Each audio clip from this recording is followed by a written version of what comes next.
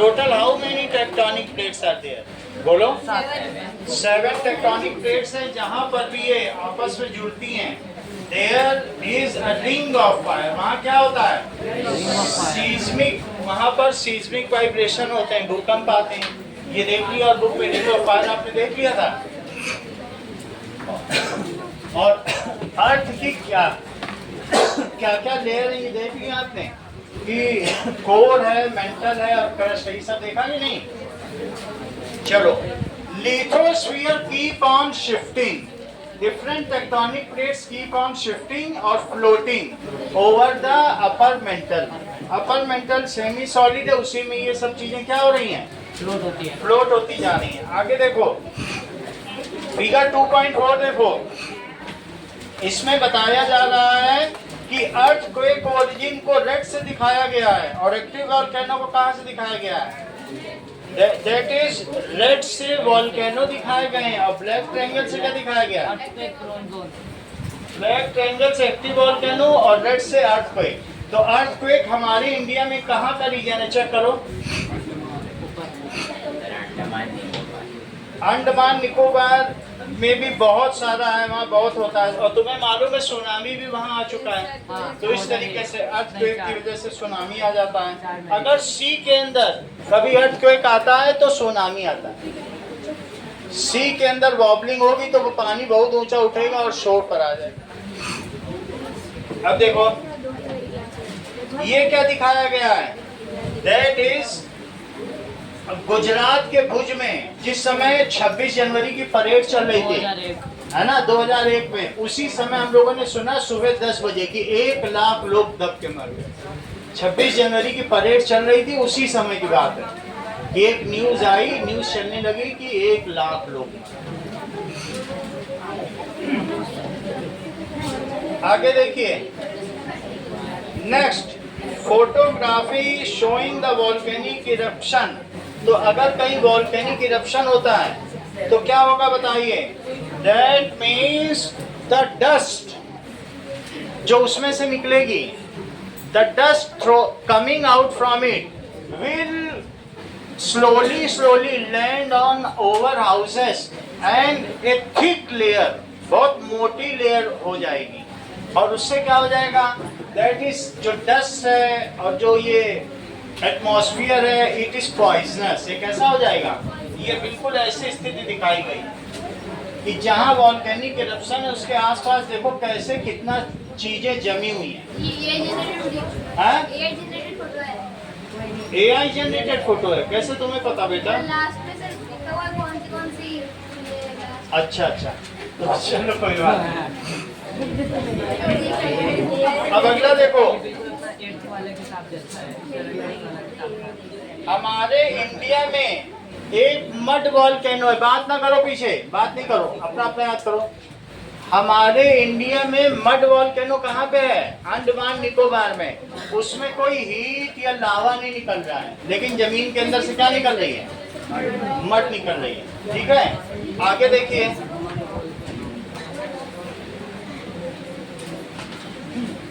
कुछ चीजें और देखो।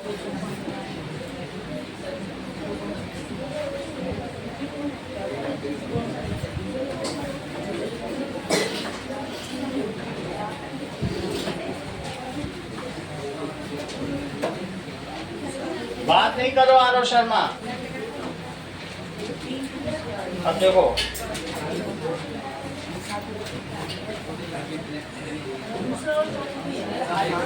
जियो थर्मल एनर्जी, बात नहीं करो। आगे देखो, देखिए इस तरीके से जमीन के अंदर से लावा निकलता है। ये देखो इसमें ऐसे कहीं कहीं इस तरीके से निकलता रहता है। This is Jio thermal energy दोस्तों जान। ठीक है, तो दैट इज, उससे हम कुछ ना कुछ बना ही सकते हैं। जैसे ये देखो ऐसे जमीन में पानी उबल रहा है, गल्फ स्ट्रीम।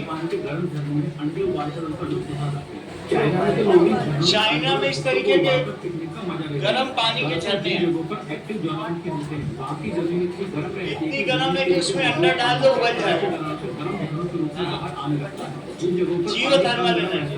वहाँ से लोग इसमें नहाने का नहाते भी हैं, पानी में भाप है। पानी उबलता है, वहाँ लोग अंडों को लेकर तूफानी करने के लिए पहुँच जाते हैं।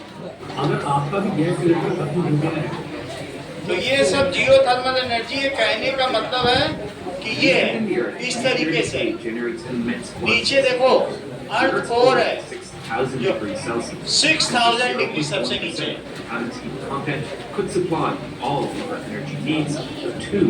और उसके ऊपर मेंटल है, फिर ऊपर क्रस्ट है, और ऊपर पानी देखो उबलता हुआ। चलो इतनी बात तुमको पता चल गई। That is sediments of volcanic eruption depositing on nearby inhabitation। ये देखो जो volcanic eruptions होते हैं, ये अब ये सब आसपास के घरों में क्या होगा बताओ?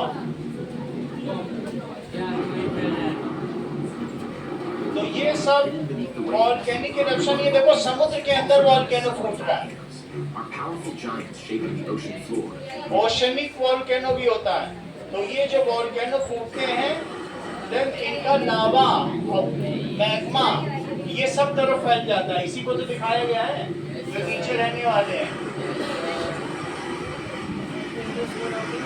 समझ में आई बात की नहीं? और ये काफी बहता है और सी में भी मिल जाता है, ये भी देखने को मिलता है। ठीक है, ये देखो ये कैसे हटा रहा है इस तरीके से। इसको बेसाल्ट रॉक्स कहते हैं। हमारा डेक्कन प्लेट्यू इसी से बना हुआ है। ये देखो, it is molten magma.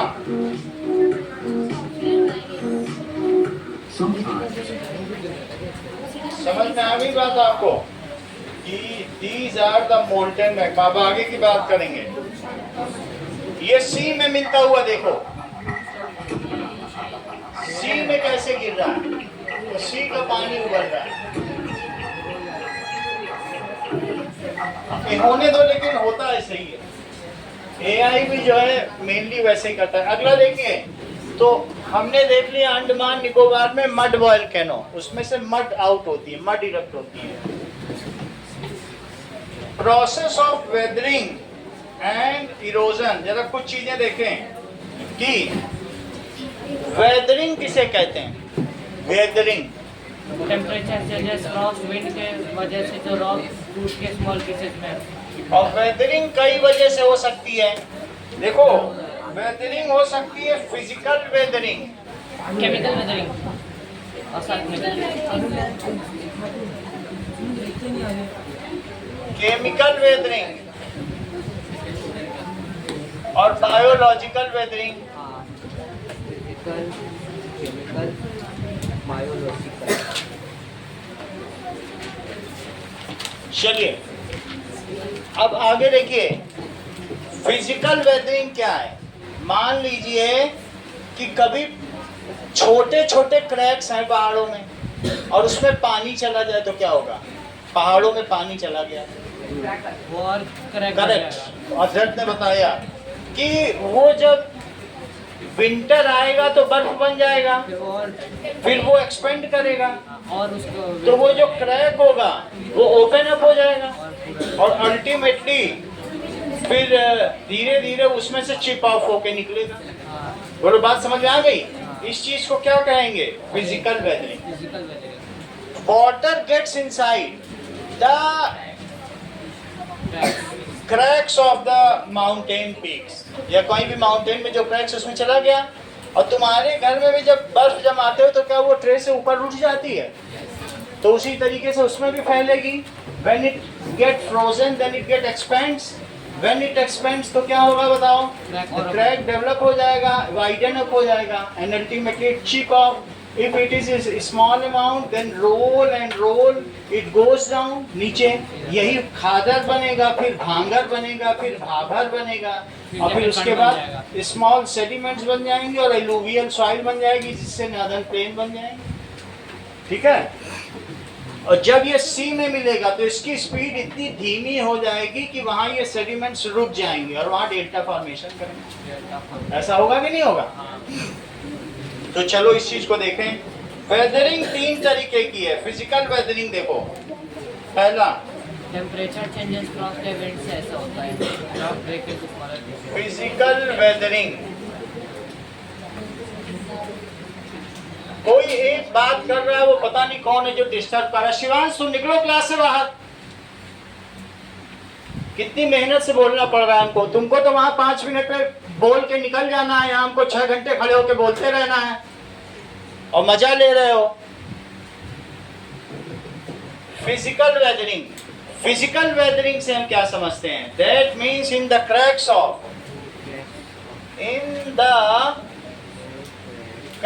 Of mountains, mountains भी कह सकते हो, रॉक्स भी कह सकते हो, ठीक है। वाटर सीप्स इनसाइड, पानी अंदर चला जाता है। वाटर सीप्स इनसाइड, पानी अंदर चला जाता है। And get frozen, and get frozen, ठीक है। As it freezes it expands, as it freezes it expands. Also the crack widens up, crack wide हो जाता है। And a portion of rock chip off, ठीक है, along with water, water बह के river में जाएगा। So and a part of rock chip off, chip निकल जाता है, जैसे पेड़ से चिप ऑफ होता है, ठीक है। तो ये क्या होगा? These are large pebbles which roll along with water, converted into small pebbles. After that it becomes fine sand and soil. These are, ये क्या होता है? Large pebbles, बड़े पत्थर होते हैं। During रोलिंग विद वाटर, अगर ये पानी के साथ 2000 किलोमीटर बह जाएं तो किस में बदल जाते हैं? वो और छोटे हो जाएंगे। हाँ, water, it becomes small pebbles,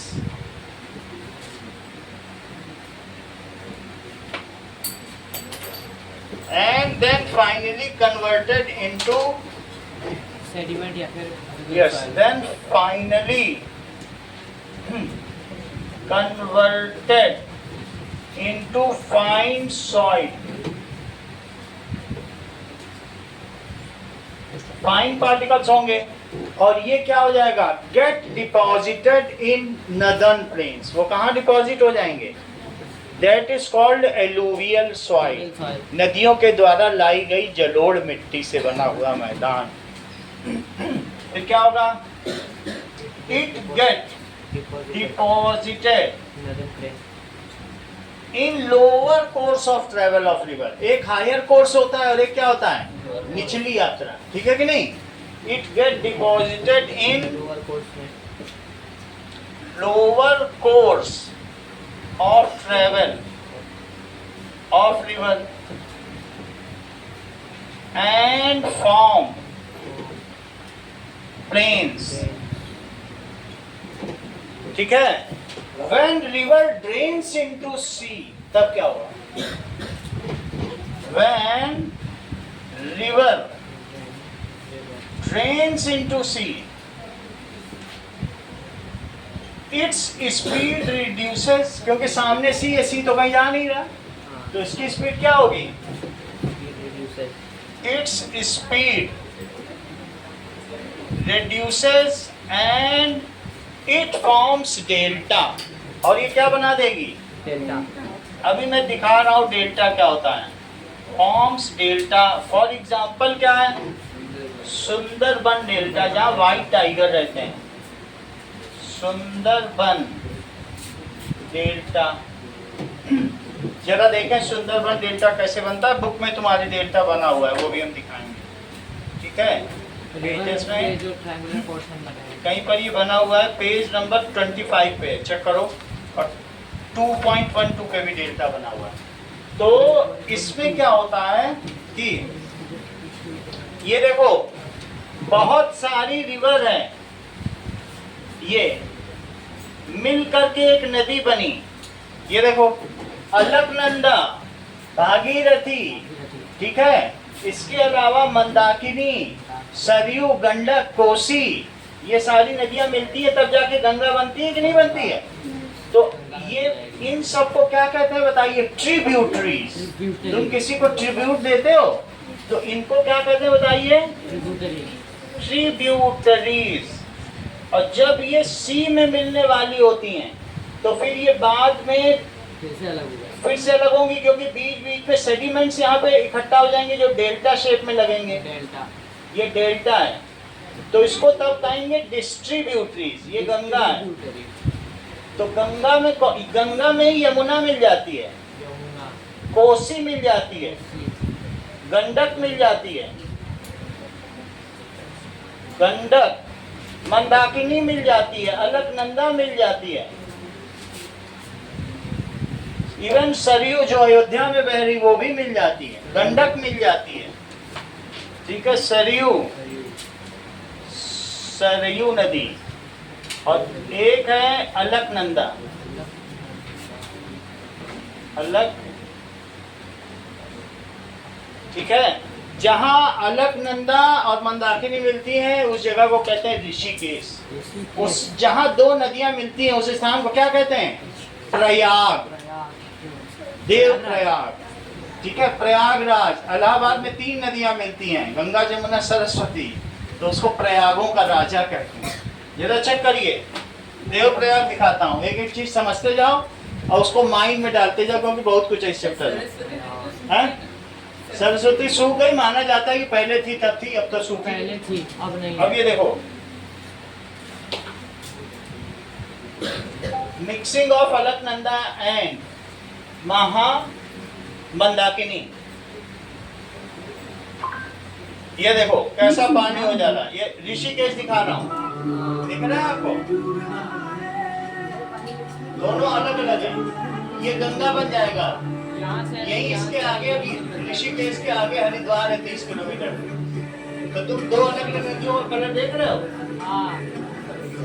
यहीं से अब गंगा बह रहा है, मिक्स हो जाएगा थोड़ी आगे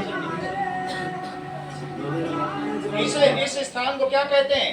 प्रयाग कहते हैं। अब हम आगे देखते हैं कि डेल्टा किसे कहते हैं। चलिए नाउ ये रुद्र प्रयाग है, रुद्र प्रयाग, देव प्रयाग, दो अलग अलग नदियां देखो कैसे मिल रही, अलग अलग कलर के।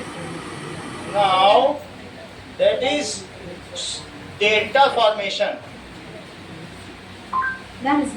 डेल्टा देखो क्या होता है, जब नदी समुद्र में मिल रही है। डेल्टा क्या होता है? डेल्टा एक एरिया होता है जो रिवर के माउथ पर बनता है। माउथ ऑफ रिवर किसी दूसरी वाटर बॉडी में खाली या प्रवाहित होती है। जब रिवर अपने माउथ के पास धीरे चलती ये ज्यादा ही तो ये इस चीज को डेल्टा कहते हैं। रिवर अपने मेन चैनल, ये जो दिख रहा है ना, ये डेल्टा जैसा दिखता है, डेल्टा फॉर्मेशन, ट्रायंगल जैसा दिखता है। कैसा दिखता है?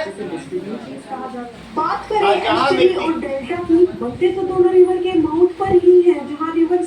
देखो कुछ डेल्टा और देख लो, ये सब सुंदरबन डेल्टा है जो तुम्हारी बुक में बना है, बिल्कुल वही देखो। डेल्टा को दुनिया का सबसे बड़ा रिवर डेल्टा माना जाता है। इसकी फॉर्मेशन तब होती है जब गंगा और ब्रह्मपुत्र ये देखो बीच बीच में डेल्टा दिख रहा है तुम्हें, के रूप में मिट्टी और पत्थर अपने साथ बाहर आते हैं। फिर से देखो हिमालय से निकलते समय बीच बीच में sediments के रूप डेल्टा में दिख रहा है मिट्टी और इधर। पत्थर अपने साथ बाहर आती है जो है ना? बंगाल की खाड़ी में जाकर गिरता है। एक लंबे समय से ग्रीन कलर का नहीं? एक जगह पर एकत्रित होने से डेल्टा की एक यूनिक शेप ये इस चीज का ट्रायंगल को डेल्टा कहते हैं। ये एरिया वर्ल्ड के one of the fertile reason में से एक माना जाता है। सुंदरबन डेल्टा का अप्रॉक्स 2/3 ये बुक में बना हुआ है ऐसे। और शेष भारत में आता चेक है। करो। सुंदरबन के मैंग्रोव फॉरेस्ट देखा का ना? एरिया दुनिया का सबसे बड़ा मैंग्रोव फॉरेस्ट है। इसमें मैंग्रोव फॉरेस्ट होता है। मैंग्रोव फॉरेस्ट तुम जानते हो क्या होता है? ये देखो इंडेंजर्ड स्पीशीज का घर जो ये शोषण को रोकने में मदद जमीन करते हैं, में बल्कि डेल्टा की पानी में इकोसिस्टम उगे को हैं भी सब सपोर्ट जंगल। करते हैं। सुंदरबन डेल्टा को रॉयल बंगाल टाइगर्स और क्रोकोडाइल जैसी इंडेंजर्ड स्पीशीज का घर कहा जाता है, जहां गैंजेटिक डॉल्फिन्स और बहुत सारी रॉयल बंगाल टाइगर जो दुनिया में बचे सिर्फ यहीं बचे हुए हैं।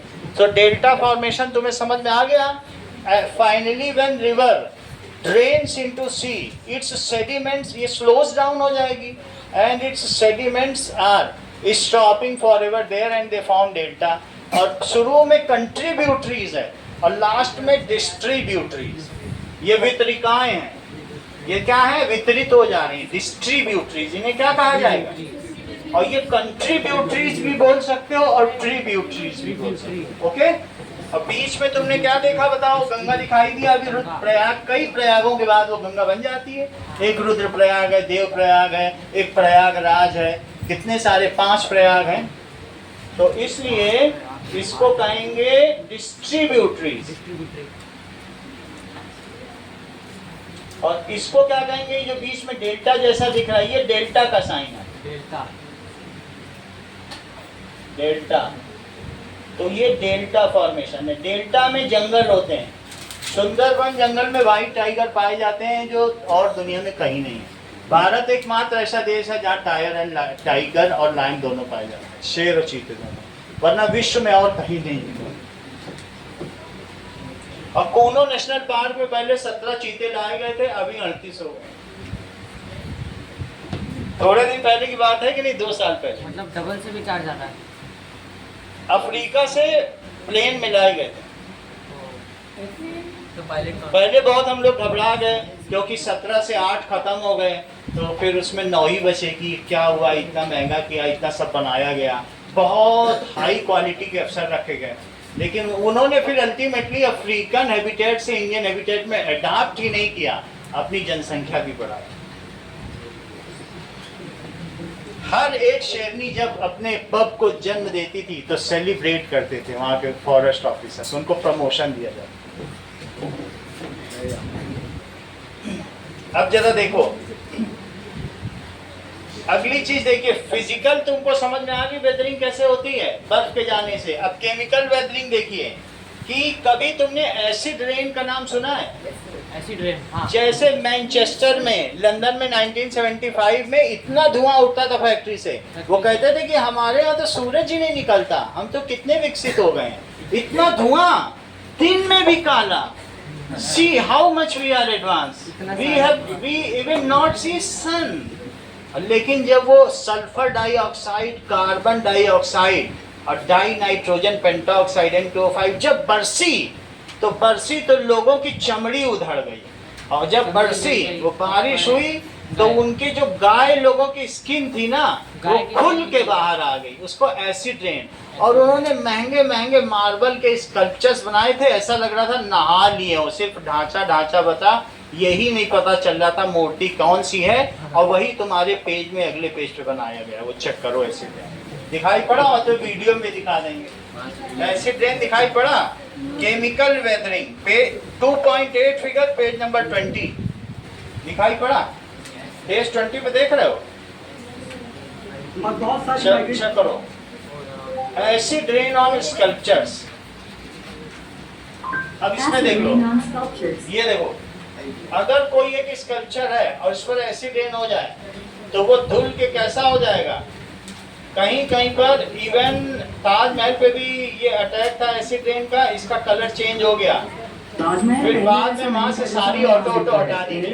ताजमहल एकदम सफेद जब ऐसा बना था तब ऐसा था। आज के टाइम में आगरा में बढ़ती हुई इंडस्ट्रियल एरिया और व्हीकल्स से निकलने वाले केमिकल्स जैसे सल्फर डाइऑक्साइड और नाइट्रोजन, तो उसकी वजह से इसका कलर चेंज हो गया। तो ताजमहल का ही कलर नहीं है, इस स्कल्पचर्स का भी कलर चेंज हो जाता है। जो मूर्तियां होती है ना, जब उस पर एसिड गिरता है तो उसकी वजह से क्या होता है, दैट इज, ये देखो, ये बिल्डिंग्स पर क्या असर पड़ता है। बिल्डिंग्स धुल जाती हैं क्योंकि ये ऐसी हो जाती है, देख रहे हो। एसिड रेन में बिल्डिंग का जो स्कल्पचर है सारे डिटेल खत्म हो जाते हैं। ये देखो, दोनों में फर्क देखो, यही तुम्हारी बुक में बना हुआ है। समझ में आया कि नहीं? चेहरा धुल जाता है। तो और एसिड रेन से जो गाय लोग हैं इनकी स्किन उधड़ जाती है। तीसरा देखो, so due to more pollution rain water becomes acidic in nature. Second case देखिए, केमिकल वेदरिंग। तो केमिकल वेदरिंग क्या होता है, due to air pollution, Pratyush, acidic gases, कौन कौन सी एसिडिक गैसेस हैं? Nitrogen sulphur dioxide, nitrogen dioxide, carbon dioxide है ड्यू टू, तो इनकी वजह से क्या होगा? Present in air, present in air when it rains, जब रेन होगी तो क्या होगा? सोचो जरा, H2O में CO2 मिल जाएगा और कार्बोनिक एसिड बन जाएगा, CO3 जो पेप्सी में होता है। हाँ। लगेगा तुम पे पेप्सी बरस रही। पर वो होगा ना कम कंसंट्रेशन वाला होगा। हाँ, और अगर सल्फर ट्राइऑक्साइड मिल गया सल्फर डाइऑक्साइड तो H2SO4 सल्फ्यूरिक एसिड, लगेगा तेजाब का ही अटैक कर दिया गया था, इसी पे एसिड फेंक दिया, SO3 अगर मिल जाए। और अगर H2O के साथ NO2 मिल जाए तो HNO3 बन जाता है, नाइट्रिक एसिड, जो सबसे खतरनाक है। गिर गया तो समझो गए, हड्डी हड्डी बचेगी, पता ही नहीं चलेगी अंकित की है कि प्रत्युष। सो ऐसे में when it rains water becomes acidic, water क्या हो जाएगा?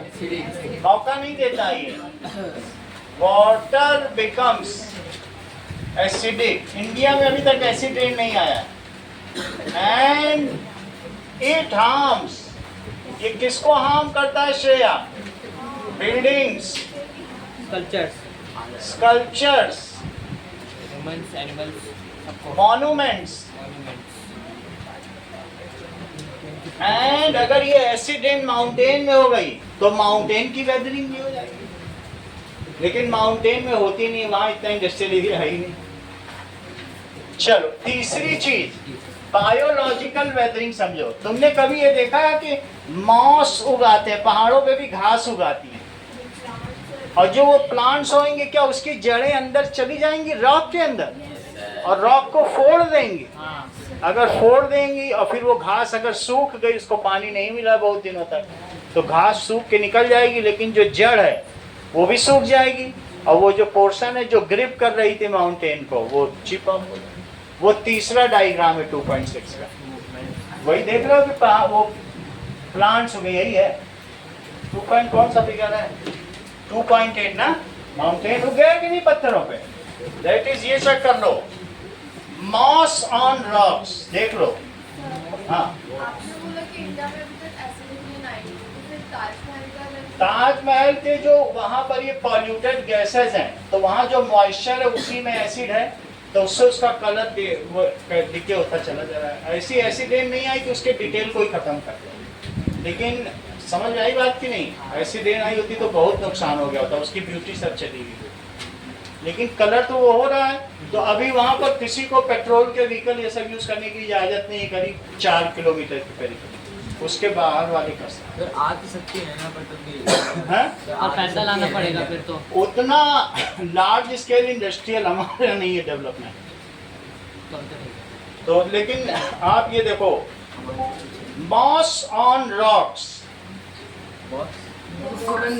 ये देखो, मॉस ब्रायोफाइटा ऑन रॉक्स,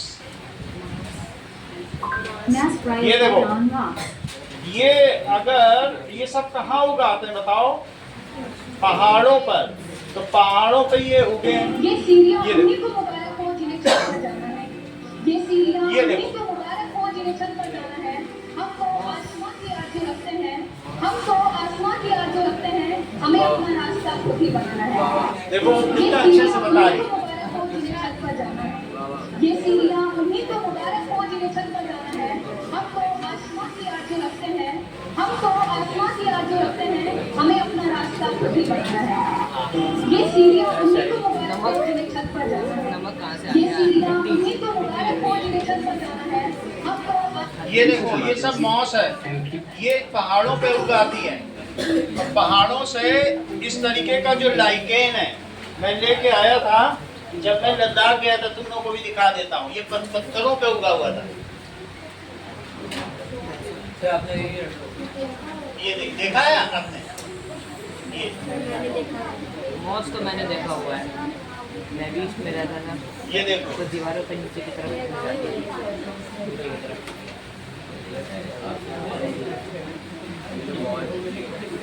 ये सब लाइकेन है, ये उगाता है पहाड़ों पर।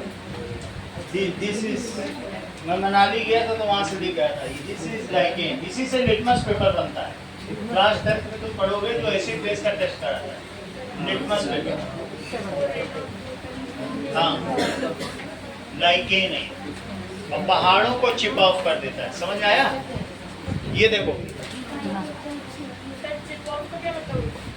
जैसे तुम किसी भी बार्क को चिप ऑफ कर लेती हो ना किसी से, वैसे ये ऐसे फेस इंडिकेटर है लाइकेन।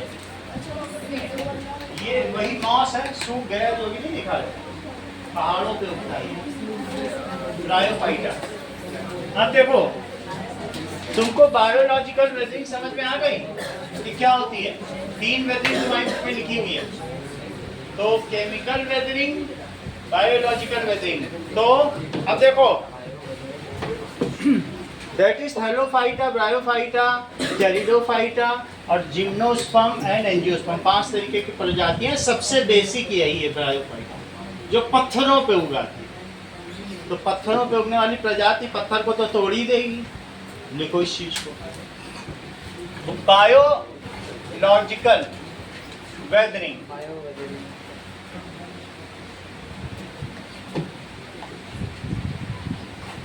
बायोलॉजिकल वेदरिंग का क्या मतलब है कि दैट इज मॉस, छोटे छोटे गुच्छे पौधे की। समझ में आई? घास होती है, वो भी घास भी नहीं, उसमें जड़ भी नहीं है, बस वो गुच्छे हैं। They even can not be categorised to grass also. Grass नहीं बोलते, मॉस बोलते। वो ग्रास जैसे होते हैं लेकिन हाँ। बहुत ज्यादा। मॉस ग्रो कहाँ उगाती है बोलो अदर? On rocks. एंड क्या करती है बताइए? वीकन देम, उनको वीक कर देती है। उसमें रूट्स तो क्या निकलेगी? Weaken them, they wither out these, ठीक है,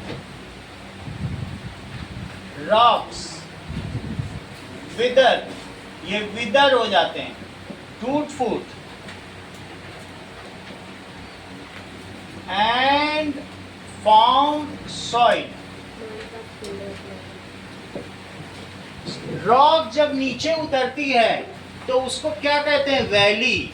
वैली तुम समझते हो? हाँ। पहाड़ों की वैली, जहाँ पहाड़ खत्म होते हैं नीचे, उसको क्या कहते हैं? वही रॉक टूट टूट के आती है। तुम सिर्फ ऐसे ही सीड्स फेंक दो हिमाचल प्रदेश में, ये रहने वाली वहाँ की, और वहाँ पर ऐसे सड़कों के किनारे सेब के पेड़ लगे हैं, ऐसे गुलाब के गुच्छे लगे हुए हैं कि जैसे कभी मुरझाते ना हो, और वहाँ के सेब तोड़ के खा लो तो इतने मीठे, ऐसे ही, न कोई देखने वाला न कुछ करने वाला।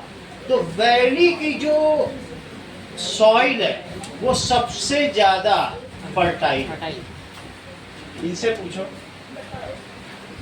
समझ में आया? वैली में सबसे ज्यादा फर्टाइल है, कोई कुछ नहीं देखता, ऐसे ही उगती रहती है। हाँ, वैसे ही कुछ कभी खाद ही नहीं डाली जाती, इनको खाद की जरूरत नहीं होती। चलिए, तुमको बायोलॉजिकल वेदरिंग समझ में आ गई? बुक के तीनों हेडिंग देखो, बुक में लिखा भी है। नाउ अब हम लोग देखेंगे। Now Pratyush, what do you understand by मृदा अपरदन? सॉइल इरोजन से तुम क्या समझते हो? एक ही बात है, हम लोग जैसे इंग्लिश कठिन पड़ जाती है तो जब सॉइल एक जगह से दूसरी जगह पर चली जाती है, और Yes. सारी सॉइल वॉर्न आउट हो जाती है। like water, air और वाटर से जा सकती है, एयर से जा सकती है, और कोस्टल इरोजन, विंड से जा सकती है, और ग्लेशियल इरोजन। कभी रेन होती है हाँ। तो क्या ये जो फार्म की या फील्ड की टॉप सॉइल निकल के चली जाती है? तो ऐसी स्थिति में वो जो खेत है वो बेकार हो जाता है, उसमें फिर बहुत खाद डालनी पड़ेगी फिर से, क्योंकि उसका सारा ह्यूमस चला ही गया, बह गया पानी में। तो सॉइल इरोजन क्या होता है? It is very contributes to huge loss to farmers, उनकी फील्ड बेकार हो जाती है, और कभी कभी तो उनकी फील्ड में गुल्ली फॉर्मेशन हो जाता है। डिफॉर्मेशन, अब ये क्या होता है? चेक कर लो। हाँ, अब इसी में बता दे रहे हैं, तुम्हारी बुक में जो है वही सब बता रहे हैं। अक्सर जो लोग परमानेंट रहते हैं सर उनको भी प्रॉब्लम होता है, उनका भी लैंड हाँ। चले जाता खत्म हो जाता इरोजन, है। इरोजन, इरोजन का क्या मतलब है? अपर्दन। जब एक जगह की सॉइल, रॉक्स और उसके चलिए, सॉइल इरोजन देखिए कई कई तरीके से होता है। When soil, rocks and other surface material when moves from one place to other, अपनी जगह से चल के दूसरी जगह चले जाएं तो इसको इरोजन कहते हैं। व्हेन सॉइल, रॉक्स और other earthen material, when soil, rocks, even sand भी हो सकती है, और other surface material, surface material move from one place to other. मान लो तुम्हारी झोपड़ी यहाँ से उठ के हिमाचल प्रदेश में चली गई तो मजबूर हो जाओगे जाके वहां सेब खाओ बैठ के। From one place to other.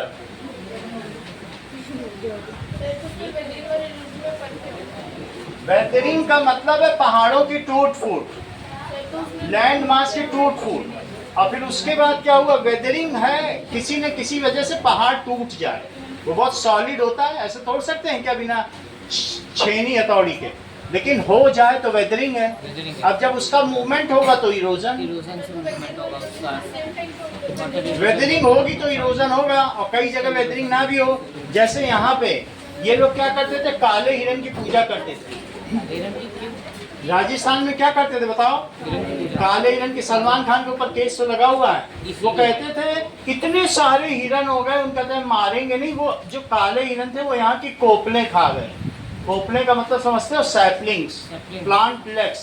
नया पौधा उगता तो उनके लिए घास ही नहीं बची। और जब सैपलिंग खा गए तो जमीन के ऊपर क्या पकड़ रहेगी किसी चीज की?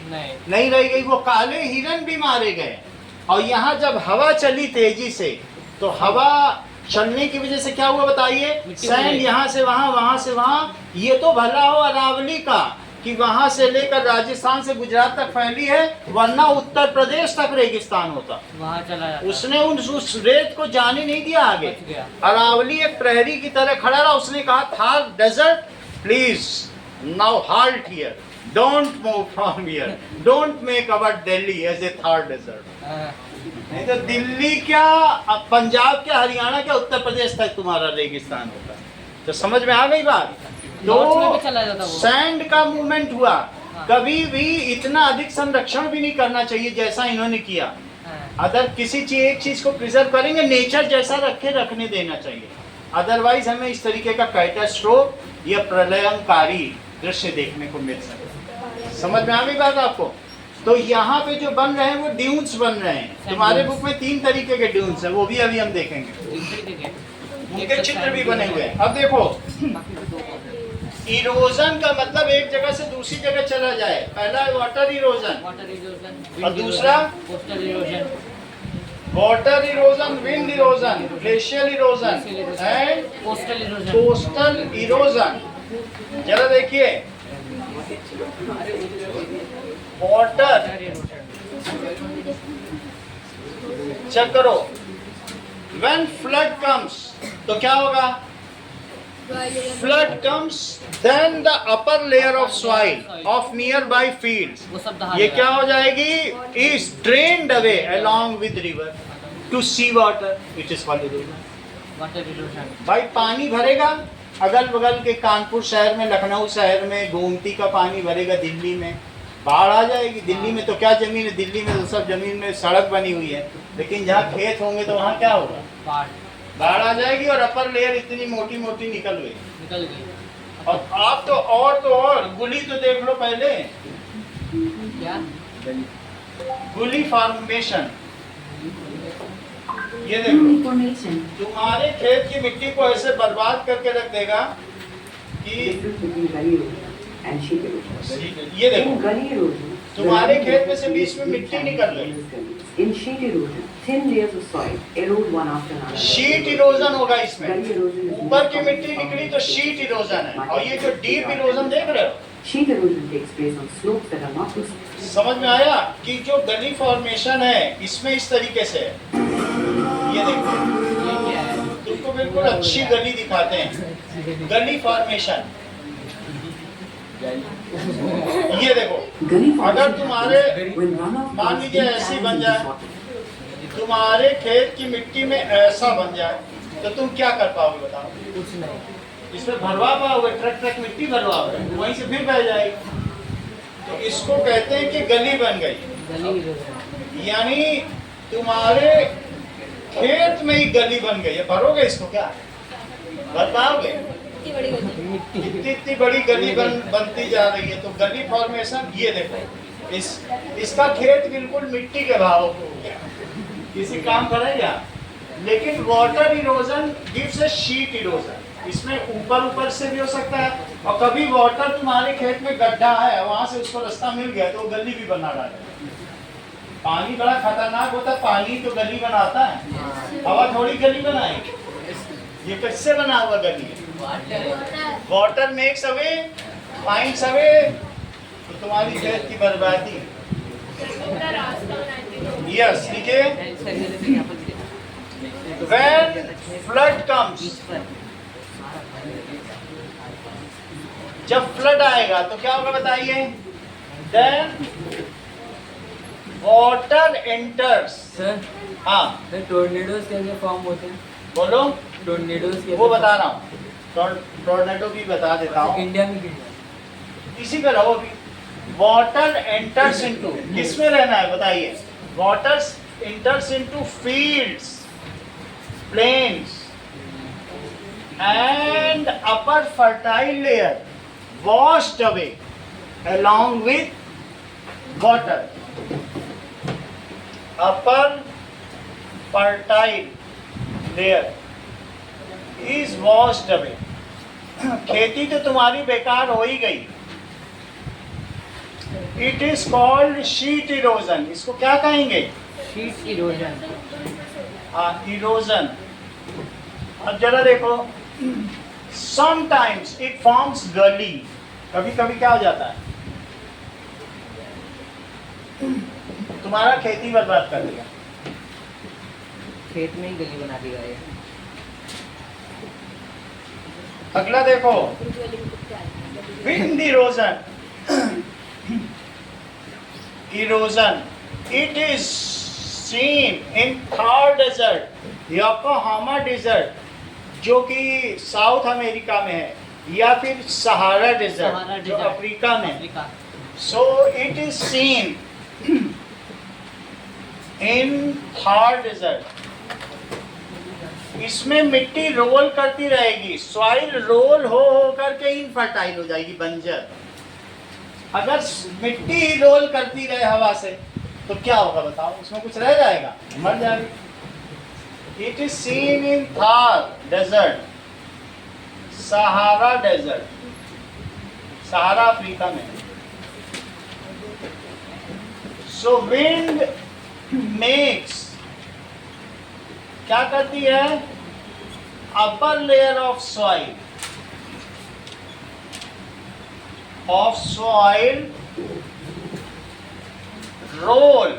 रोल करवाती है एंड मेक इट इनफर्टाइल। और कैसा बना देती है? Infertile. It get collected at one place and soon shifts to other place. इसी को ड्यून कहते हैं। जैसलमेर में लोग जाते हैं देखने। ड्यून 3 प्रकार के तुम्हारी बुक में देखो, चित्र बना है तीनों का। Shifts to other place, it is called dunes. Check करो, अगर मान लो एक ही तरफ हवा चल रही है, हवा इधर की ओर है, तो ड्यून ऐसे बनेंगे। If wind is in same direction, वही पेज निकालो जिसमें ड्यून बने हैं, वीडियो भी हम दिखाएंगे। देखा आपने ड्यून? किस पेज में है? 30, ये देखो 30 पेज पे है। तो डिफरेंट टाइप्स ऑफ ड्यून्स देखो, डिफरेंट टाइप्स ऑफ ड्यून्स। तो ड्यून कई तरीके के होते हैं। एक क्या होता है कि एक ही तरफ फेस करता हुआ ड्यून है, जरा चेक करो, ये इससे क्लियरली पता चल जा रहा है।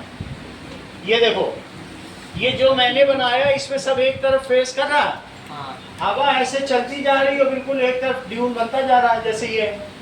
और कभी कभी क्या होता है कि विंड कैसी होती है कि देयर आर 2 तरीके की विंड होती है।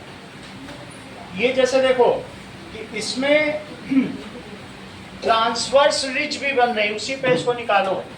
तो पहला क्या है कि बर्चन ड्यून्स। बर्चन ड्यून पहले देखो, बर्चन ड्यून पहले देखिए।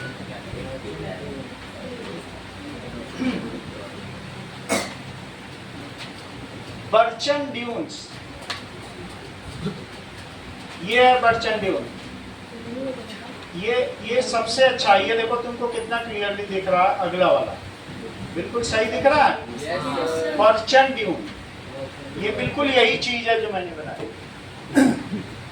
एक ही तरफ से हवा चलेगी तो जितनी खिसक गई तो खिसक गई, लेकिन वो तो ढेर लगाती चली जाएगी।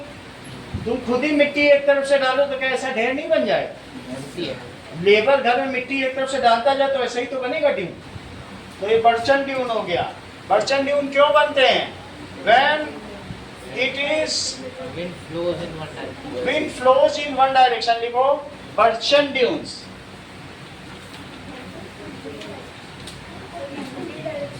विंड बोलो एक ही direction, uni direction, flows uni directionally,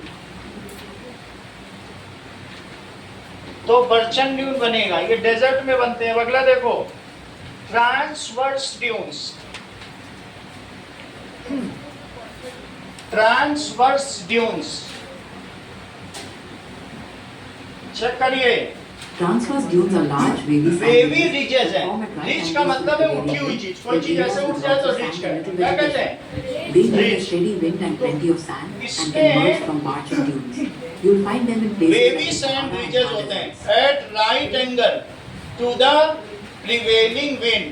जिस डायरेक्शन में हवा चल रही है उसके राइट एंगल पर ही बनते हैं। फिर से समझो, इस तरीके से पीछे बर्चन ड्यून बना हुआ है, लेकिन उसके साथ ही साथ में जैसे हवा एक तरफ चल रही है तो ऐसे छोटे छोटे ट्रांसवर्स। हमेशा ट्रांसवर्स का मतलब ही होता है राइट एंगल।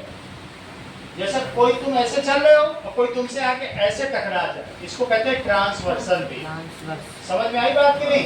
तो ट्रांसवर्सल वेव हमने तुमको पहले भी दिखा दिया है कि जो वेव राइट एंगल पर चलती है उसे क्या कहते हैं?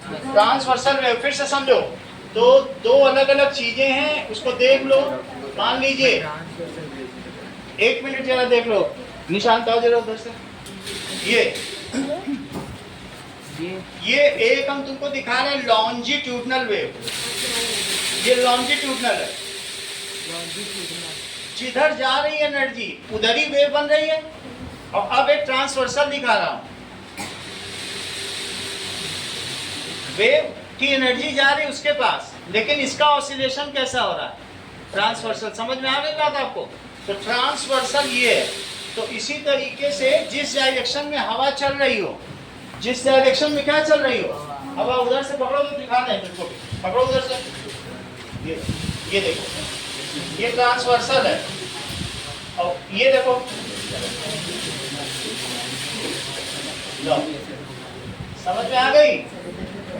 हाँ, ये लो,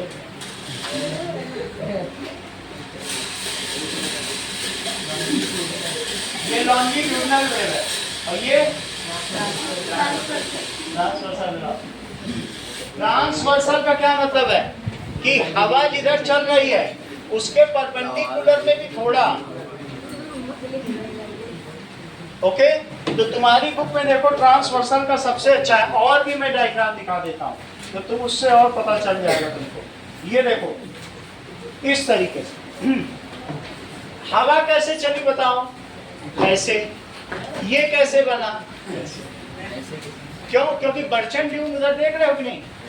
तो क्या होता है कि एक साथ नहीं पहुंचता, कई लेयर्स में, जैसे वेव्स नहीं चलती हैं, तो उसी तरीके से उसके परपेंडिकुलर बनती चली जाए बहुत सारी चीजें। तो वेव ऐसे आती है, और तुम बीच में भी तो देखते हो मिट्टी ऐसे ऐसे, वेव इधर आई, लेकिन क्या तुम मिट्टी की लेयर नहीं देखते थे ऐसे ऐसे? वाटर में भी यही होता है, बीच में तुम देखते हो एक लेयर, दो लेयर, पानी ऐसे आ रहा है, वेव ऐसे। मिट्टी होती है कि नहीं बीच में? बीच में खूब दिखाई पड़े। वही चीज यहाँ भी है। तो दैट इज ट्रांसवर्सल। कितनी सारी है देखो। और ये पहला वाला बर्चन को देख लो, और बर्चन के साथ तुम्हें ट्रांसवर्सल देखनी है तो ये देखो। देखो तुम्हें ज्यादा नहीं समझना है, इसका मैकेनिज्म 10th में समझाया जाएगा। That is the ridges which are formed, या that small dunes which are formed perpendicular, जैसे तुमको दिखाया है, perpendicular to the wind direction। सही है? the transversal dunes लिखो Saumya. the dunes which are formed perpendicular to wind direction।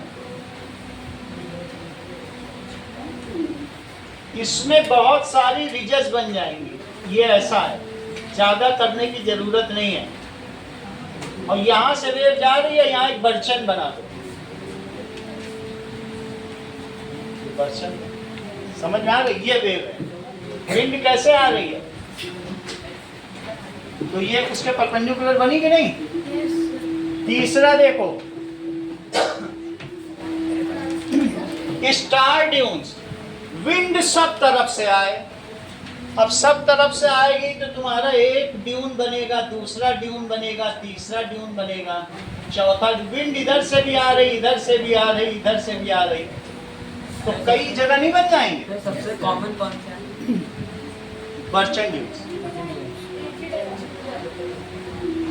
This is, ये क्या बताइए? Star dunes. Wind is multi direction. देखो, wind from different direction, different direction. हमने तो जैसलमेर में बर्चन ड्यूनी देखा है, जैसलमेर गए थे बर्चन ड्यूनी दिखा था, आप देख लो। लेकिन फिर भी स्टार ड्यून्स, Star dunes, ये also देखो। known as pyramid dunes, क्या are तुमने Earth's इस तरह largest के desert ड्यून देखे formations, हैं? making up about 10% of तो नहीं देखे, पैसा खर्चा करो। आप देखो कितना सुंदर है। स्टार 4 स्टार नहीं लग रहा? 4 स्टार। ये देखो कितनी तरफ बर्चन बन गए, 4 बर्चन बना डाले इसमें। तो अब ऐसे अगर बहुत सारे, उसके बगल भी एक स्टार, तो इस तरीके के ड्यून्स को क्या कहेंगे? ये लगता भी स्टार जैसा। ये देख लो, एक साथ कितने सारे स्टार, स्टार ही स्टार। चलो, अब हम लोगों ने ड्यून समझ लिया, इरोजन समझ लिया। तुमने वाटर इरोजन समझ लिया, विंड इरोजन समझ लिया। अब जरा देखो, दैट इज ग्लेशियल इरोजन। तीसरी चीज देखो, glacial landforms. According to national चीजें देखो जरा। park glacier landforms, glaciers carve a set of distinctive, steep देखो। walled, flat-bottomed valleys. U-shaped valleys, fjords, and hanging valleys. ये are सब examples of तुम्हारे the kinds of कोर्स में, valleys समझो glaciers इस चीज को। grow. ग्लेशियर जानते हो, और ग्लेशियर का टूटना जानते हो कि नहीं जानते? हाँ। बड़े बड़े ग्लेशियर्स टूट रहे हैं और अल्टीमेटली वो सी में जा रहे हैं। तो इसकी वजह से आर्कटिक ग्लेशियर्स और ये बड़े बड़े glaciers, they all are breaking. ये देखो, तो हम देखेंगे ग्लेशियल इरोजन क्या होता है। क्या तुम ये सोचते हो कि बड़े बड़े जो बर्फ हैं वो सिर्फ बर्फ ही है कि उनके नीचे मिट्टी भी है, उनके पीछे नीचे लिथोस्फीयर है कि नहीं? हाँ तो अगर वो ग्लेशियर टूटेंगे तो अपने साथ नीचे का स्टोन भी तोड़ ले जाएंगे। सब तोड़ ले जाएंगे। तो इरोजन हुआ कि नहीं हुआ? और इस इरोजन को क्या कहोगे? Glacial erosion. और कभी तुमने अवलांचे देखा है कि बड़ी बड़ी बर्फ की चट्टान ही ऊपर से खिसक गई हो, 20 सैनिक और मर गए, 25 सैनिक मर गए? इंडिया में खूब सुनाई पड़ती।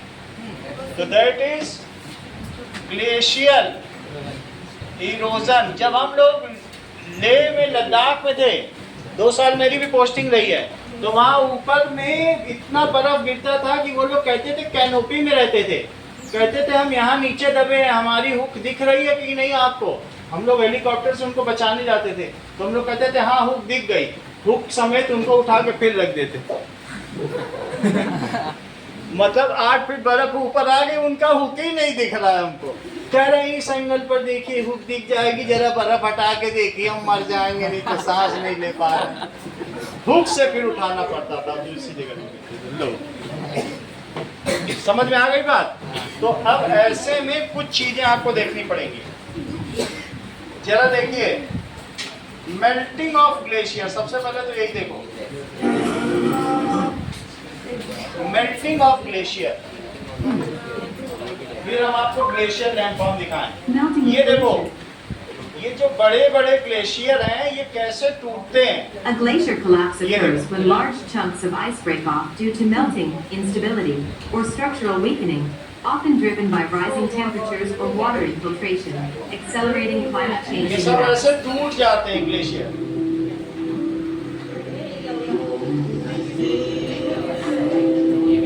वो वहीं का सील, वॉलरस, कुछ मछलियां होंगी, वही होगा। This is an Alaskan glacier. Glacier का तुमने टूटना देखा ना कि किस तरीके से? ये देखो, इसी से टाइटेनिक टकराया था।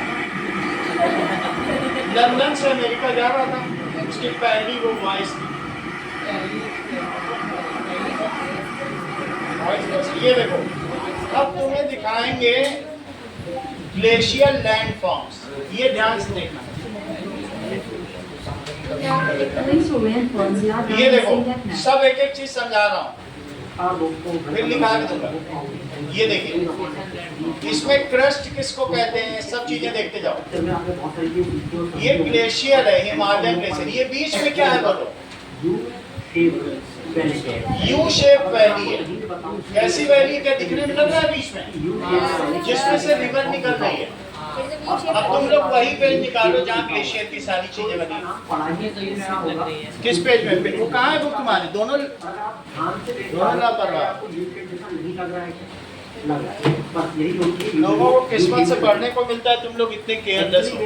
जो ग्लेशियर इरोजन करता है ना, धीरे धीरे आगे बढ़ते हो। चलो कोई बात नहीं, पेज नंबर 27 में निकालो। दैट इज कर्क देखो, अरीटे देखो, और पास 3 चीज दिखा रहा हूँ। पेज 27, पेज 27 देखो। पेज 27 में ये ग्लेशियर है, और ग्लेशियर में यहाँ पर बर्फ जमी हो तो ये कुर्सी जैसा लगता है। इसे कैसा लगेगा बोलो? Chair type. इसे कहेंगे कर्व। और अगर आप देखना चाहते हो तो यहाँ से देख सकते हो। क्या कहेंगे बोलो?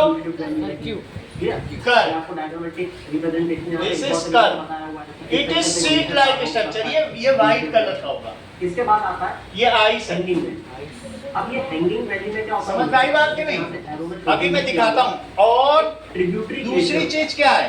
ट्रिब्यूटरी तो आज तक नदी में सुना। वन इज एरीटे, ट्रिब्यूटरी होती है क्या? जहाँ 2 सीटें आपस में मिल जाए, एक उधर बैठा हो आराम से, एक इधर बैठा, तो बीच में एरीटे बन गए। हैंगिंग वैली क्या होता है? ये चीज समझ में आ गई कि नहीं? एंडिंग वैली का मतलब जहाँ रिवर आ करके पानी वहीं रुक जाए और वहीं से कहीं और चला जाए, तो वहाँ भी सैंड डिपॉजिट हो जाएगा। वो एंडिंग वैली है। हैंगिंग वैली दिखा रहे हैं। अब देखो, ये देखो, अगर एक वैली ऐसी है, ये वैली है, तो ऐसा, और इसी के बगल में जो दूसरी वैली ऐसे हो जाए, उससे टकरा जाए, लेकिन वो उसके सपोर्ट में रह जाए, तो उस वैली को क्या कहेंगे? Hanging valley. दूसरा वाला उसका भी दिखाएंगे, तुमको अलग से दिखा देंगे। एक और है, इस एक पूरी बहुत बड़ी चट्टान है और दूसरी कट गई है, लेकिन वो उसी पे टकरा के लेटी हुई है, तो उसे क्या कहेंगे? Hanging valley. ये देखो सर्क, देखो डिप्रेशन होता है। देखो सर्क दिख रहा है तुम्हें, जैसा कुर्सी टाइप, तीन तरफ आर्म चेयर। अभी मैंने भी सर्क लिखा, इमेजिन करो आप, और ये तुम्हारी बुक पे भी सर्क बना हुआ है। ये सर्क को रिप्रेजेंट करता है। सर्क के अलग अलग नाम है, जैसे तो सर्क बोला जाता है, ये जनरली बोला जाता है एल्प्स माउंटेन। ठीक है, मतलब अलग अलग जगह इसका अलग नाम है, इंडिया में इसे सर्क बोला जाता है। स्कॉटलैंड की अगर बात करें तो वहाँ पे इसको तो कोरी इस- बोला जाता है। इसे हैंगिंग वैली। वेल्स की बात करें तो वहाँ पे CWMS बोला जाता है। अगर स्वीडन की बात करें तो वहाँ पे नील बोला खैर हमें इन सबसे क्या लेना देना? नहीं पता होगा, काम चल जाएगा। हम लोग सिर्फ सर्क का कॉन्सेप्ट समझेंगे। ये देखो, अब दो सर्क देखो, कॉन्सेप्ट है, उसका नाम है अरेटे। अरेटे समझो क्या है? अरेट, कुछ भी आपको प्रोनाउंस कर सकते हो, मैं तो इसको अरेटे बोलूंगा। अब यहाँ पे अगर आप ध्यान से देखोगे देखो, आपको दिखेगा दो सर्क के बीच अरेटे पहला सर्क ये और दूसरा सर्क ये। समझ में आ रहा होगा, उम्मीद करता हूँ कि ये एक बीच से जो आ रही माउंटेन एक कुर्सी है, दो कुर्सी। ये दूसरा माउंटेन है तो इसका सर्क बन जाएगा। तो दो माउंटेन जब आके मिलते हैं, दो सर्क जब आके मिलते हैं तो ये अरेटे बना देता है।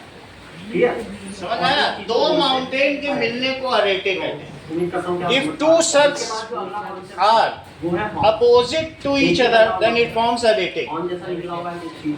When जब एक माउंटेन ये देखो, सारे सर्क से हॉर्न की तरह दिख रहा है, चारों तरफ सर्क ही सर्क है, यहाँ पे एक होगा, इसके साइड में यहाँ एक होगा, मतलब चारों साइड से चार सर्क हैं।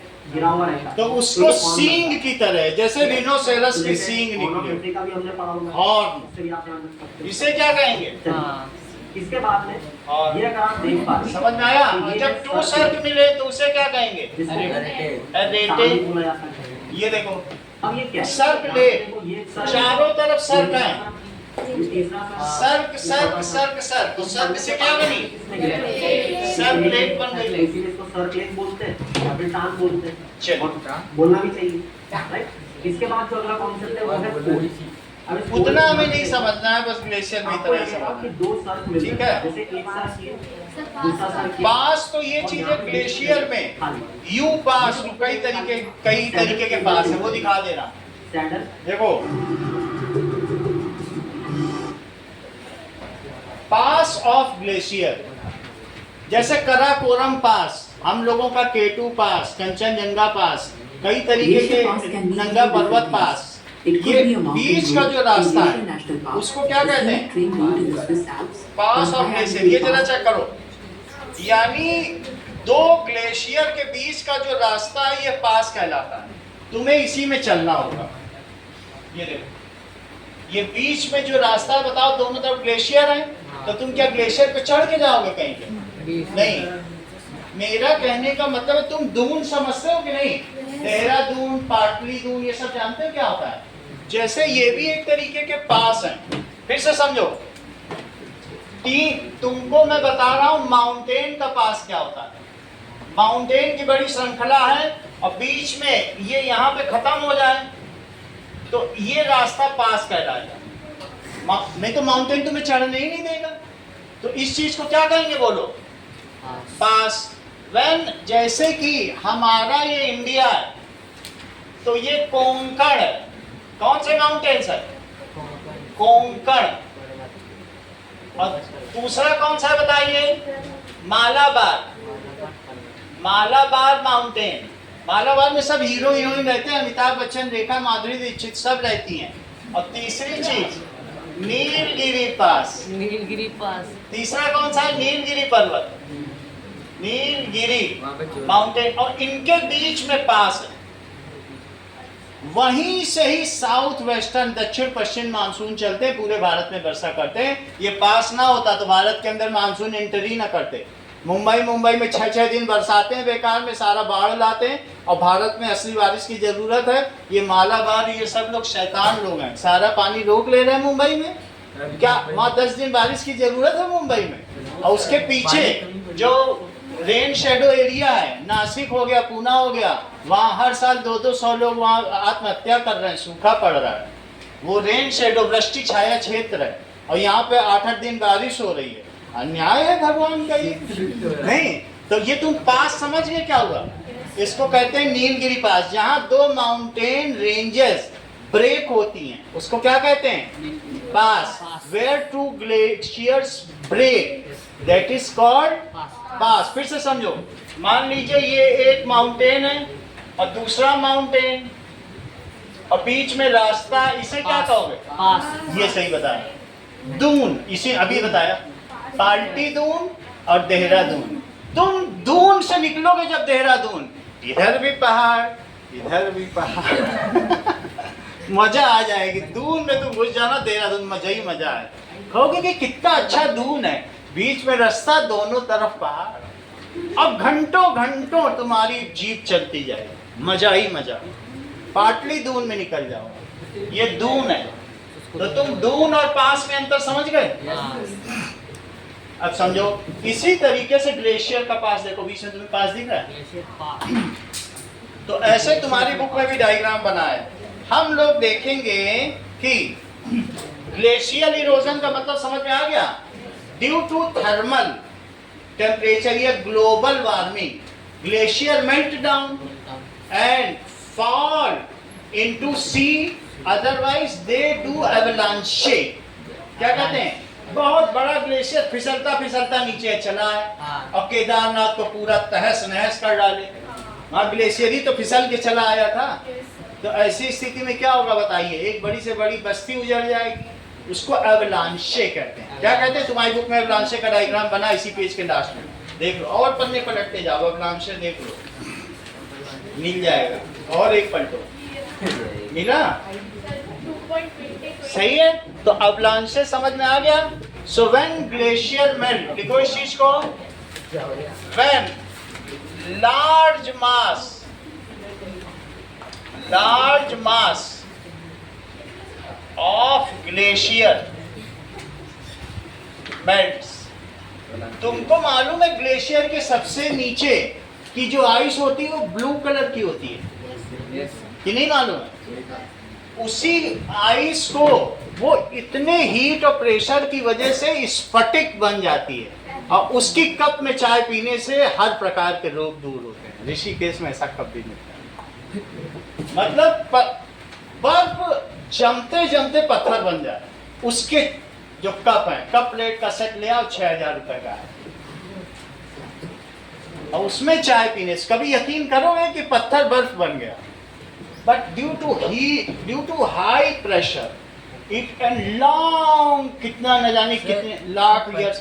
पत्थर बर्फ बन गया, बर्फ पत्थर नहीं, वही बन गया। जो बर्फ है वो पत्थर बन गया। समझ आ रही बात की नहीं? उसको स्फटिक कहते हैं। सही है। और स्फटिक के कप में चाय पीने से जो थोड़े पैसे वाले लोग हैं वो पीते भी होंगे, तो 6000 रुपए का 6 सेट का कप है। फिर भी देखो, glacier melt along with it, that is land mass weather, क्या होगा? इरोजन होगा। It causes avalanche। It क्या करेगा बोलो?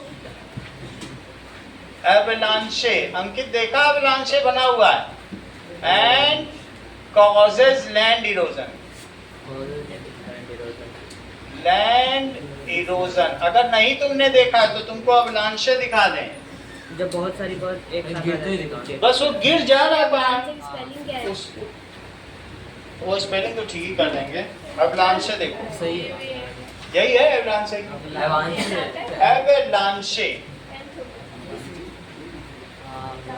एवलांशे। अब ये देखो, अब लग रहा थोड़ा ग्लेशियर एवलांशे। एवलांच भी बोलो। ये देखो कैसे avalanches are catastrophic events ये where ice कैटास्ट्रॉफिक है। ग्लेशियर एवलांच, ये देखो ये कैसे गिर रहा है, glacier avalanche. ऐसे देखो। अब अगर ये इस तरीके से ग्लेशियर गिरेगा तो क्या क्या करेगा बताओ? बर्फी आ रही है पूरी, सर गलती से इसको ऊपर गिर गया। ये तो सबको तबाह कर देगी। बर्फ वहाँ पे खड़ा हुआ है, मतलब भाग के। कुछ होगा, यही है एवलांच। सर उसके पास आके ये देखो ग्लेशियर एवलांच देख रहे हो? ऐसे ही होता है, वो जहाँ ज्यादा स्लोप होगा वहाँ ज्यादा होगा। तो कहीं से बर्फ का गिरने को एवलांच अलास्का में दिखा रहा है, अमेरिका के बगल बड़ा सा बड़ा एक टूट के गिर जाएगा। अभी गिर नहीं रहा है, अभी गिर जाएगा। गिरा ही नहीं। ठीक है, अब अगला देखो, ये खुद एवलांच ला रहा है। अब अगला देखिए, That is coastal erosion. Coastal erosion तुम्हारे में पढ़ो, चेक करिए। क्या तुमको ऐसा लगता है कि सी भी धीरे धीरे साइड को काटता जाता है? और सी अगर काटेगा तो कोस्टल इरोजन की वजह से कोस्टल लैंड फॉर्म्स बनते हैं। जरा उस चीज को भी देखो। तो coastal erosion it takes place in coastal area. ये कहाँ पर होता है बताइए? इन कोस्टल एरिया में होगा।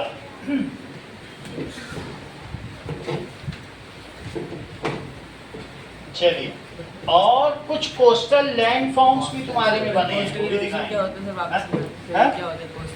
समुद्र टकरा रहा है जमीन से और उसके नीचे की मिट्टी रेत सब बहा के ले जा रहा है। कुछ कंस्ट्रक्टिव वेव्स होती हैं, कुछ डिस्ट्रक्टिव वेव्स होती हैं। कंस्ट्रक्टिव रेत जमा करती हैं और डिस्ट्रक्टिव क्या होती है? बहा के ले जाती है। तो दो तरीके की तुम्हारी बुक में लिखी हुई है। So near coastal region, coastal का मतलब क्या होता है? समुद्र तट। कोस्टल रीजन, ठीक है, क्या होगा बताइए? लैंड फॉर्म्स या लैंड मास क्या होगा? धीरे धीरे is eroded, land is eroded.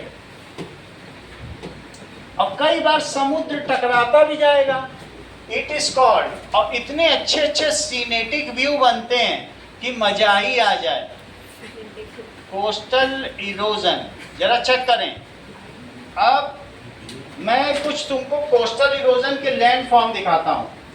Coastal land forms check करो, तुम्हारी बुक पे सब बने हुए हैं और इन सब के नाम देखो। Coastal landforms are natural features shaped by waves, tides, currents, and wind. They are categorized अभी पहले इसको देख लो कि किस तरीके के होते हैं कोस्टल लैंडफॉर्म्स। देखो, ये सी केव है, इसे क्या कहेंगे? अगर वो धीरे धीरे पत्थर काट दे तो सी केव अपने बुक में भी निकाल लो, ये सब बना हुआ है। और कभी कभी क्या होता है कि सी केव के अलावा ये देखो, इसको क्या कहते हैं? सी आर, ऐसा भी बना हुआ है। सी आर देखो, पेज नंबर 26 में सी आर पे देखो। ये देखो, दैट इज सबसे ऊपर एक अपर क्लिप होगी। ये देखो, इसमें क्या होगा? मेन हेडलैंड है जो काट दी गई है। हेडलैंड है कि कहां से इरोड कर क्या है? हेडलैंड है। और एक हाई टाइड इरोजन है, एक लो टाइड इरोजन है। पानी चढ़ता भी है तो देखो तुम्हारी बुक में हाई टाइड और लो टाइड इरोजन भी होगा। हाई टाइड का मतलब जो इसकी ऊंचली सतह पे आके भी रुकता है। दिन में तो एक बार पानी चढ़ेगा तो वहां पे इरोड करेगा, वो भी एक प्लेटफॉर्म बना देगा। और एक लो टाइड पे भी रहेगा, बार बार ऐसे टकराता रहेगा। तो इसके अलावा वो सी आर्क भी बना सकता है, सी केव्स भी बना सकता है। समझ में आया? और कई सी केव्स तो बहुत सुंदर सुंदर है, वो तुम देखो। फिर घूमो पे कैसे नहीं दिखाएंगे तो। ये देखो सी केव्स, ये देखो इस तरीके की केव्स होंगी। तो तुमको अगर घूमने जाना है तो यहाँ चले जाना। ये देखो ऐसे जाना पड़ेगा। ये देखो, अब AI जैसा भी हो तो भी उसी में ही देख लो जो देखने को। आपको जस्ट आइडिया लेना है, चाहे AI हो चाहे जो। AI भी 50% तो सही दिखा ही रहा है। ये देखो सी केव, ओके। अब ये केव के अंदर ये लोग जा रहे हैं, इतने घुस के। ये देखो सी केव में ये लोग कैसे जा रहे हैं। water inside of the cable is near blue देखो and ये make the cable extremely cold. कई बार इनसाइड रिवर भी होती है Also a big C challenge से as the जुड़ी acid हुई। is incredibly tough. समझ में आ गया The चारों water तरीके से। fell there.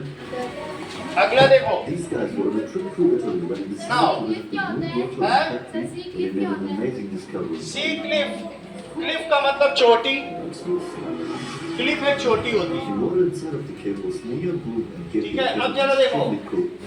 क्या कौन सा पूछ लो?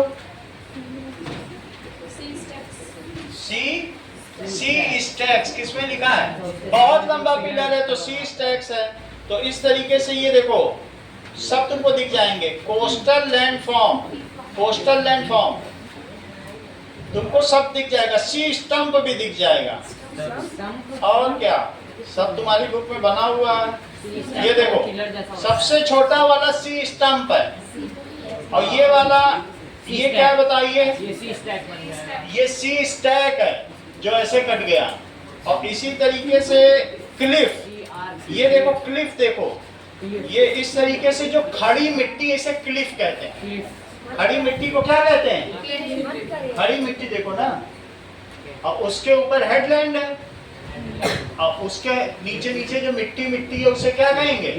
क्लिफ कहेंगे। अब इसी में स्टैक तुमने देख लिया।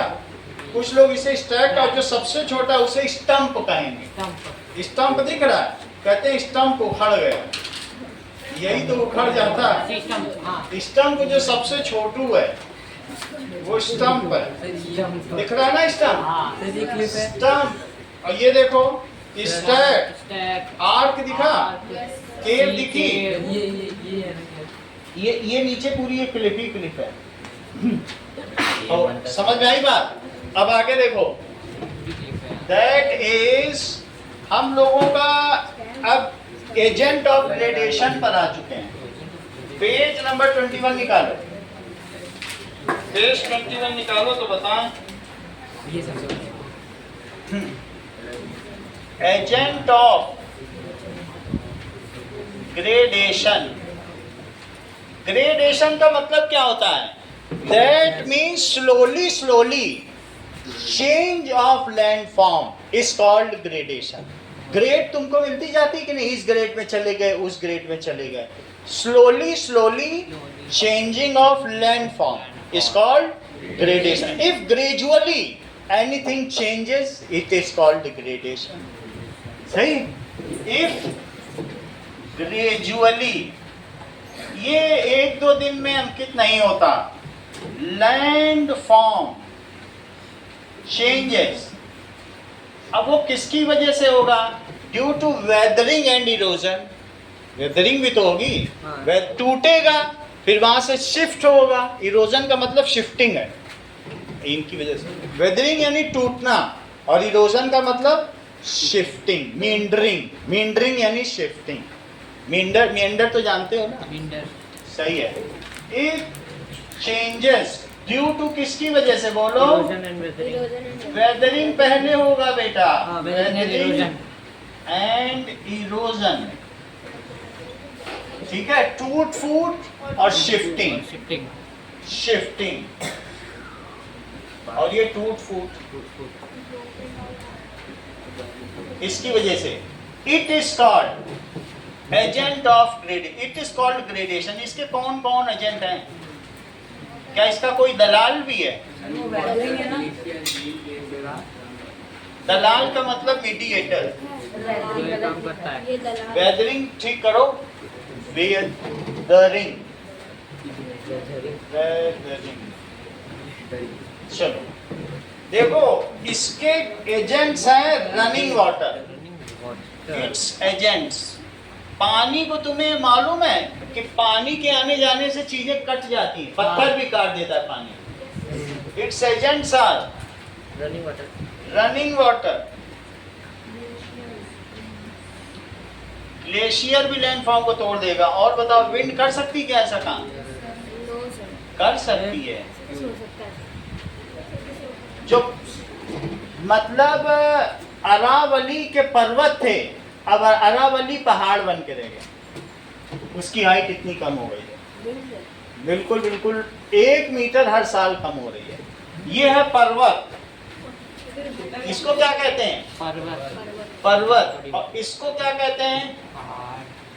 That is plateau. और इसको क्या कहेंगे? पहाड़। पहले अरावली पर्वत था, अब अरावली पहाड़ बन पर्वत। दिस इज प्लेट्यू, पठार। सर अगर अभी किसी रीजन से वो ये डस्ट है वो यूपी की तरफ जाती है तो चली जाएगी क्या?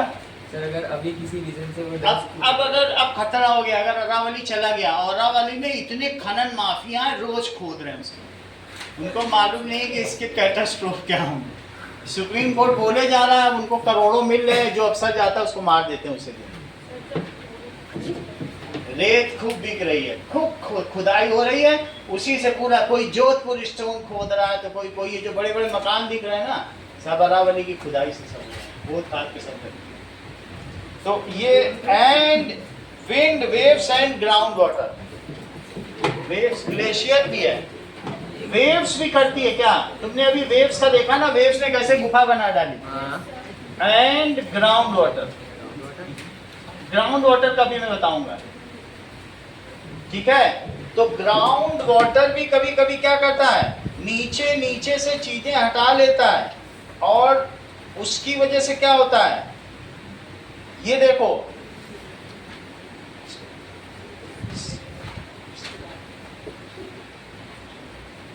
ये देखो,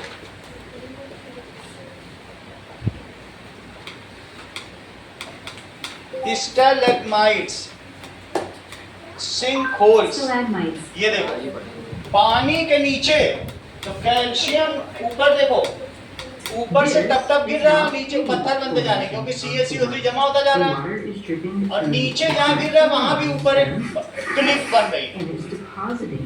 कई बार नीचे भी बनती जाएगी भाई, नीचे भी जमा होता जाएगा, दोनों मिल गए तो pillar. This is how it's paid. तुम्हारी बुक का ये देखो, ये ऐसे कर रहे हो, लगभग यही कॉन्सेप्ट है।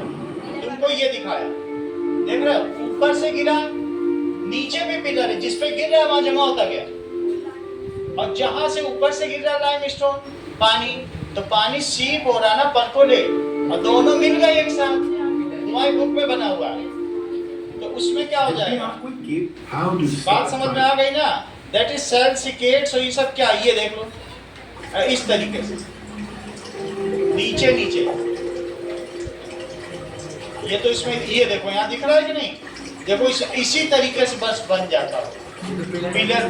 पिलर नीचे ऊपर वाला मिल गया, नीचे गिरते गिरते उठ गया, ऊपर से भी गिरते गिरते कुछ वहीं रह गया, अब मिल गया पिलर। ऐसा बुक में है, देखो कहाँ पे बना है, इतना ही रखो। मोबाइल डाउन लगा दिया। कल ये चैप्टर खत्म करा देंगे।